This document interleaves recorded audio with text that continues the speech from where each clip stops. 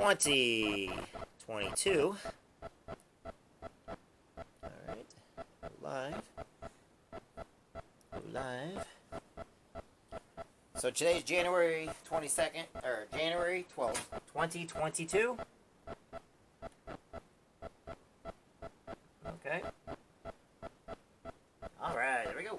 We are good on everything. Give everybody a second to get on here. Hope everybody's having a great day. Hope everybody is motivated and fantastic. First thing I'd like to do, as we're waiting on everybody, is my good friend Karen, my good friend Kathy, my fault, I didn't said that wrong because I was thinking of one of my other friends that just died. But a friend of mine, Kathy, she goes, "Dear Jeff, this is hat that I was telling you about. I hope you enjoy it. Please post it and make sure you're wearing it." So, Kathy, I got this in the mail today from my good friend Kathy. Everybody see it? Everybody see it? My friend Kathy got me this hat. I will have to, everybody knows that every once in a while I wear different hats on the show. What they don't know is the longer my hair gets, the more hats I have to wear. Because I just can't seem to... Anyway, there we are. How's that? Can everybody see me okay? Does it look good? I love the hat. It's awesome. Thank you very much. I appreciate you very much. And like I said, she gave me this Snoopy little card. And like I said, we do these motivational things. I have people that every once in a while send me some stuff, but it's pretty awesome. If anybody wants any of their products or anything shown, that's fine. I want everybody to know that if you want to see these videos also, you can go over to YouTube. I'm actually creating an entire area over in YouTube where you can see these videos and other videos we do, from the soapbox derbies to the Great River Honor Flights to fishing for freedom to the justice system, the legal shield, the AMSOIL, to horseback riding, to Pinewood Derby racing, to Cub Scouts, Boy Scouts, the Girl Scouts, different things we do with them. Everywhere from Girl Scout cookies to pictures and painting and the art fairs, zoos, carnivals, horse shows, horse riding, different things that we do, Jeep work, sound deadening for Jeep, some of the best stuff you can do for sound deadening for Jeep, the best synthetic oils you can put in any type of vehicle. I do a lot with truck drivers because I help truck drivers on a daily basis. Everybody always wonders why I'm truckguy.org and I am a trucker.info, stuff like that. It's because I work with truck drivers and everything else. So as everybody's coming on, I always take about just a couple minutes and wait everybody. Everybody wonders why I do these long monologues at the beginning. It's because when I get on, it takes a little bit for people to know that I'm on, for people to be aware of it and everything else. And I've had a lot of people ask me in the past, why does it take so long? I also want everybody to make sure to get a good look at this beautiful hat that Kathy got me. Anyway, it's just awesome. And I love it, and it's great. And today we're going to start out with our... I made it a little too tight, though, on my head. We're going to start out today reading a course from our quote books. And the reason why I do that is, like, a lot of these quotes are just to inspire you and to push you to do better. Now, a lot of people, if you looked at a little bit of one I did earlier, I know a lot of you guys are not seeing everything I'm putting on here because I'm only putting it towards people that want to have a little bit more. So a lot of the stuff I do is on Zooms and everything else. But I decided I'm going to go ahead and express something to you. I try to watch my mouth on these because I am a Marine and I do have a very dirty mouth sometimes. And the reason why is because when I motivate people, I'm going to be very honest, upfront, and clear with you. Each and every one of you matters, and I know a lot of people started getting this opinion in their head that, oh, well, he's just being on... No, I really, literally mean you need to get your ass up. You need to freaking do something more with your life. You need to quit freaking looking at the ground, acting like the only thing that worries you in the entire world is everything that's happened to you, and stop feeling sorry for yourself, okay? I am one of those friends that I adjust to people's feelings and moods and stuff like that, but some of you guys, you need a good swift kick in the butt because, like I said, you're actually either doing it because you're looking for attention and publicity, or you're doing it because you just are so lazy that the whole world's just ending and you're lazy and don't want to do something more. And let's face it, you exist. I'm not going to sit back and tell you that you don't, because we know who you are, we know why you're doing it, and I've had a few of my friends, I hate to say it whether or not, they were doing certain things for attention and publicity, but because we called them out and because we knew what they were doing, okay, they then killed themselves because, oh, well, they didn't because basically we pushed them to the limits. Now, was that bad? I don't know. I mean, we all did it. It took years of period of time of doing it. But here's just it. People really do need help and everything. We get that. But others, they just need to be motivated. They need a good swift kick in the butt. They need to be told what to do, how to do it, okay? We're not sitting there trying to make a world full of idiots, okay, and then educating those idiots to be educated idiots. We're trying to make it to where, look, you need to take personal responsibility for yourself. What you say, do, think, and everything else depends completely up to you. It is nobody else's fault, okay? But the thing about it is, if you're in a bad situation, it can always get better. You can always pull yourself up by the bootstraps. You can always do something, or, you know, if you're just sitting there and because time's just falling by and you're sitting there, you know, you're thumb warring yourself the whole time. There's other things that you can be doing. Go out, take a walk, take a jog, go to the gym. I don't care where you gotta go. If you don't have money, I'm tired of hearing that one more than anything else. Well, I don't got the money. I'm poor. You've got your life, and there's always something you can do. But guess what? If you do nothing and you hide somewhere and you basically put yourself into a situation where you can't do nothing, well, no one's going to come around. No one's going to help you. If you don't put yourself out there, who on earth would ever help you if they don't even know you're hurting, if they don't know you're suffering, okay? If you don't pick up that phone today and you're basically saying, nobody ever talks to me, well, when was the last time you talked to somebody? When was the last time that you went out there and did the best thing you can do, okay? I'm tired of people using Black Lives Matter for an excuse, or the police, you know, they're all against everybody, or politicians, you know, they all are liars, cheaters, and thieves. We already know all that. But that doesn't mean that every person is like that. What it means is you may have got a bad deal. We get that. People get bad deals every day, okay? However, if you have people that are willing to help you with resumes, helping with the way you dress, the way you look, if you have people helping you, you know, that want to help you lose weight, help you quit smoking, you know, if you have people out there that are trying to tell you, hey, that's a very dangerous relationship you're in, or hey, you know what, that person is cheating on you, this person's doing that, you know, you may want to start opening your eyes a little bit more and basically keeping an open mind. Because not everybody's out there to hate you. Some people are just trying to help you, and you just don't realize it because you've had so many bad run-ins with some really nasty people. And sometimes we have surrounded ourselves with people that will only tolerate us and not celebrate us. So the whole idea is you need to get away from those people one way or the other. You don't even got to tell them you're getting away from them. It's not one of those things where, like, I don't like you, you're mean to me, goodbye. It's not like that. Quit looking at it like that. That's not how it works. How it works is if they call, don't answer. If they're looking, you know, if the only thing that they want from you is to belittle you, talk down upon you, and make your life hell, then you need new friends. Because that's not a friend. Okay? If you go to church to be ridiculed, then you need a new church, because church is not a place for anybody to go to where you're judged at. And that's one of the biggest things, like years ago, back in 2010 when I started with my YouTube channels and then with MySpace and then Facebook, one of the biggest things that I had a big issue with is people that go to church to network. They go to church to judge, ridicule, and belittle people. They don't go to church because of Jesus or God or the angels or the saints or to get religion or read the good book or read the Bible. What they do is they go because they're being indoctrinated into a culture of gossip, rumor. How can I, you know, get more from these different places? I went to different people's churches, and the church itself is magnificent. It's great. It's the people that will sit there and belittle you is the reason why people don't come back. When you're sitting there and you're judging people while you're in church, like, oh, she went through a divorce today. Oh my God, he's cheating on her. He's cheating on her. He is cheating on his wife. Or, oh my God, did you know they had an abortion? Or, oh my God, instead of, you know, these people may be looking for forgiveness or looking for strength, and you're sitting there belittling them while you're in church. And right now, I have all these people shaking their heads. Oh, I would never do it. You're the one doing it.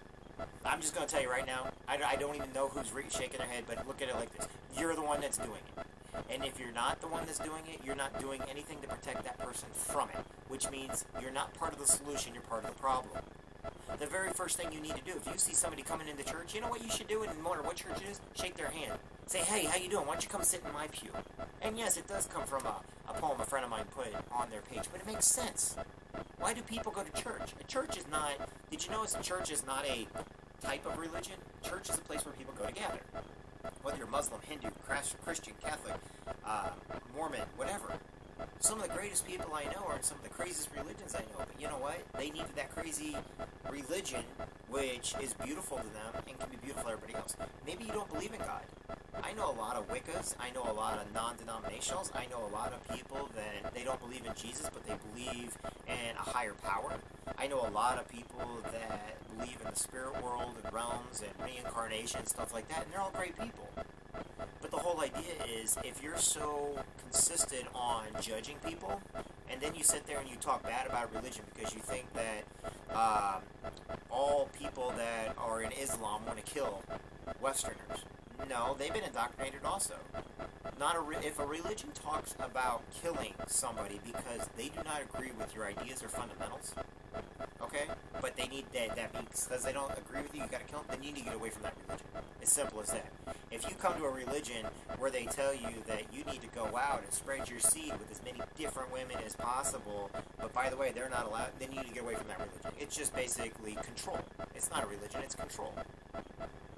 And, you know, I hate to say it, but a lot of the reason why we have PTSD today and we have a lot of depression is due to our religion. And it's our religious and our spiritual leaders that are supposed to be guiding us and helping us are actually belittling us and talking down upon us or talking behind our backs. Or they themselves are not leading the example and are out there lying, cheating, and stealing.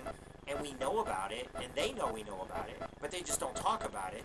And so we all now think it's okay to go do that.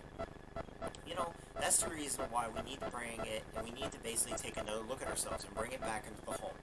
You know, we need to start looking at our moms and dads as heroes again. We need to start looking at our firefighters and our police officers as heroes again. We need to start looking at our school teachers as heroes. And if somebody acts up in the classroom, okay, we need to start defending and getting behind our teachers. We need to look at our nurses and our nurse practitioners and our OBYJ, you guys know what I'm trying to say. And we need to get behind them and start saying thank you to them. We need to start telling those men and women that are driving truck every day, hey, you guys are over-the-road truckers. You know, we need to start looking, if you're in a truck and looking out and you see a little kid pulling your hand down like that, we need to start blowing the horn once again to make those kids smile. Why? Because it means they're looking out the window instead of looking at their iPad or computer or phone, and instead they're looking at what's going on around them. See, sometimes it's not the idea that we're so focused on our tablets and our phones and everything else.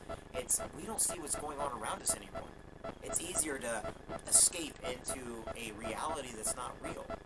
Now, there's nothing wrong with iPads and computers and everything else. That's what we're on right now. But it is when the only thing we know how to do is when we go hide now, we go hide in our computers. It used to be people that knew how to read would go hide in books. And those people that went hid in books actually started getting a pretty better education than us that did not go read books. But you want to know something? Those books didn't have another thing at the very end that would take you to another. In other words, that book didn't trap you. The book always had a beginning and an ending. If it didn't have an ending, we wanted the next book to come out. Hence the reason why I tell people you need to read more. The more you read, the more educated you become. Okay? Most of the people I know that argue with me, they think I'm a one political side. I'm actually not. What it is these people that start talking to me and they ask me different questions.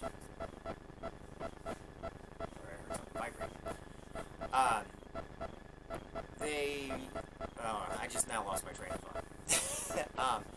So the whole idea is you need to read 11 good pages of a book every day because it'll make you smart, it'll make you more intelligent, it'll make you realize. If you judge people and you basically are following only like one news station or one news source or you're believing everything you hear on the news, I'm going to tell you right now that the media lies now. The media is not an honest media. They're all propaganda. It's all propaganda. All of it. Just the best way to look at it. Your hometown news, papers, and everything else, they're one-sided. I promise you, if somebody within that newspaper or that, news outlet gets in trouble, you're never going to hear about it. But somebody else gets in trouble, and they're going to tell everybody about it. So it's one-sided. They only will show the news they want to show. They're not neutral. News is not neutral anymore. You got to have at least, I'd say 9 different news sources on the web that all of them have a different type in order to get the full spectrum of the news. So that being said, let's go ahead and get started now. Because I know as everybody's coming on, I want everybody to know this. Even though I can kind of go out and I get really hard on people and everything else, there's nobody out there that you cannot forgive. There's nobody out there that you cannot tell that they matter, or that you can pray with, or that you can, stand next to. Don't stand in front of me because I may not follow you. Don't stand behind me because you may get lost. Stand beside me so that we can do it together. And I invite anybody to call me that's having depression or anything else. I invite anybody that wants to go to church with me on a Saturday or Sunday, or maybe you want to go to your church but you don't have anybody to go with. Call me. I'll go with you if I don't have anything else going on. Maybe you should ask somebody. Maybe instead of start thinking that nobody cares, maybe you're the one that needs to voice up and be like, hey, we need to get up and going. We need to start doing this. I promise you those with depression and PTSD are not going to reach up to you. I don't care whatever you guys say. People that say that goals don't matter and they don't mean anything, they do. They mean everything. They just don't mean everything to a majority of people. It's the individual that those goals matter to. Alright. So, let's get started with the leadership, everybody. Here we go. Ideals are like stars. You will not succeed in touching them. But like the seafaring man on the desert of waters, you choose them as your guides, and following them you will reach your destiny. Carl Schurz. Be not content with the commonplace in character any more than with the commonplace in ambition or intelligence attainment. Do not expect that you will make any lasting or very strong impressions on the world through intellectual power, without the use of an equal amount of conscience and heart. William Jet Tucker. Anonymous. If the dogs are barking at your heels, you know you're leading the pack. And this one's by Albert Schweitzer. I don't know what your destiny will be, but one thing I know, the only ones among you who will be really happy are those who will have sought and found how to serve. Okay. Set that for later. Let's get into Jim Rohn, The Treasury of Quotes by Jim Rohn. We are on happiness right now. You guys ready for happiness? Alright. We all need a little bit of happiness, right? I mean, hoorah. For all you out there, only certain Marines will understand this one. Woof, woof. Woof, woof. Okay. Learn how to be happy with what you have while you pursue all that you want. Happiness is not an accident, nor is it something you wish for. Happiness is something you design. How sad to see a father with money and no joy. The man studied economics, but never studied happiness. The greatest source of unhappiness comes from inside. Happiness is the art of learning how to get joy from your substance. Happiness is not something you postpone for the future. It's something you design for the present. Health. We're on health now, and then we will get into our book. Some people don't do well simply because they don't feel well. Some people take better care of their pets than they do themselves. Their animals can run like the wind, and they can barely make it up a flight of stairs. Make sure the outside of you is a good reflection of the inside of you.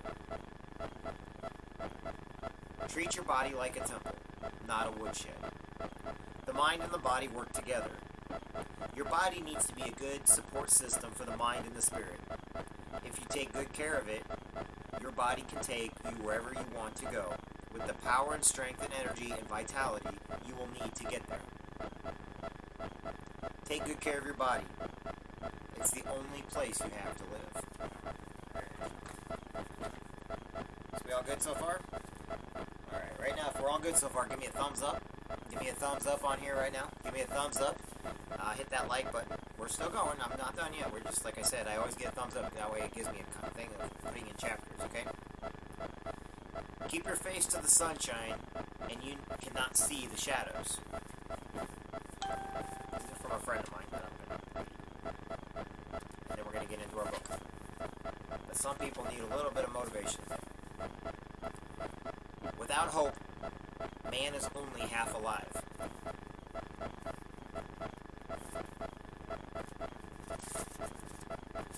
Give me a second. One door never shuts, but another one opens.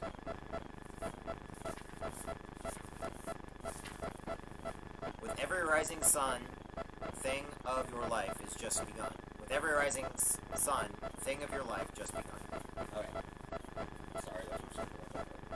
Alright, let's get into this. Now remember, for my team book right now, we are, for the month of January, we are reading the book Why. and you guys can go back on here and look. I'll probably put that on Facebook and my YouTube and my Instagram pages. No Instagram, I didn't forget about you. I see you right there in front of me. I just want you guys to know that the reason why I do chapters at a time, that way you can go back and look at them. And whenever I say to give the thumbs up, it's because then you can actually fast forward and find out where we start reading the next chapter at. So right now, we're the Go-Giver. This is the blue one, not the purple one. Remember, we just finished the purple one up. A little story about what matters most in business by Bob Berg and John David Mann. Okay? And we are on chapter 5, The Heart of the Operation. And it's page 39. Wednesday morning, when Ben asked the young man at the front desk for directions to Augustine's office, the fellow said, "Oh, you'll probably find him somewhere in service. The floor 2 through 7. That's floors 2 through 7. 2 through 7? Ben wasn't sure. He'd heard this right. But that's practically every floor in the building. The young man grinned and said, "You want me to page him?" Ben waved his hand dismissively as he turned away from the front desk. "It's okay, I can find my way." As he headed toward the bank of elevators, he overheard the young man mutter to another employee, "That's the guy who says we're such a great company." But it was not lost on Ben that, while employees were all being polite to his face, the currents of suspicion ran deep. He pressed up, and before the elevator door opened, here came Augustine lumbering down the hall toward him. Hey, how's our corporate raider doing this morning?" And before he'd figured out how to respond to that, Ben found himself wrapped in a big bear hug. Ding! The elevator's door flew open, and Augustine stepped in, pulling Ben in after him and punching the 2 button as he spoke. Come on, I'll show you the operation." The contrast between the two brothers could not have been greater. Where Alan was reflective and soft-spoken, even a bit reserved, Augustine was as warm and effusive as anyone Ben had ever met. As they walked the brightly lit main hallway on the 2nd floor, Ben noticed that every wall was generously decked out with photo spreads of all of them apparently depicting family events of different sizes, from intimate picnics to parties of dozens. When the hall opened into an oversized foyer, Ben saw that the photo spread motif continued. Now, with each large wall devoted to a different topic, Augustine narrated each one as they walked. One wall was all wedding photos, another all pictures of children, a third was covered with photos of animals, each with its name scrawled on a caption at the bottom. Crayon, ink, pencil, watercolor. Ben even saw one carefully lettered in colored chalk and framed in glass to prevent smudging. These were kids, pets. Augustine told him proudly, their names carefully inscribed by their respective humans. "What do you think of our employee scrapbook?" "It's wild," was Ben's reply. "It was like walking